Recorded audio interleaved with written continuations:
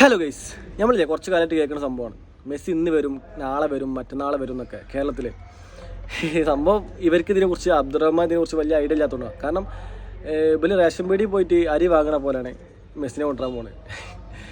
എന്താ പറയുക, മെസ്സിനെ വേണം വേണ്ടതല്ല, ഞാൻ കട്ട മെസ്സി ഫാനാണ്. പക്ഷേ എന്നാലും മെസ്സിനെ വേണ്ടതല്ല പറയണേ. പക്ഷേ ഇവിടെ കേരളത്തിൽ ജനങ്ങൾക്ക് ആവശ്യം തരാം ഇൻ്റർനാഷണൽ ലെവലിലെ 2 സ്റ്റേഡിയങ്ങൾ, 1-2 സ്റ്റേഡിയങ്ങൾ കേരളത്തിൽ. അതാണ് ആദ്യം കൊണ്ടുവരേണ്ടത്. ആദ്യം ഇൻ്റർനാഷണൽ ലെവലിലെ സ്റ്റേഡിയം ഇല്ലാതെ ഒരു മെസ്സിനെ, റൊണാൾഡോനെ, നെയ്മറിനെ ഇൻ്റർനാഷണൽ ലെവലിൽ ഒരു പ്ലേസിനെ കൊടുത്തൊരു കാര്യമില്ല. കാരണം ആദ്യം നല്ല സ്റ്റേഡിയം വേണം. നമുക്ക് നല്ല കപ്പാസിറ്റി ഉള്ള ഒരു 80,000 90,000 സംതിങ് ഉള്ള കപ്പാസിറ്റി ഉള്ള സ്റ്റേഡിയം.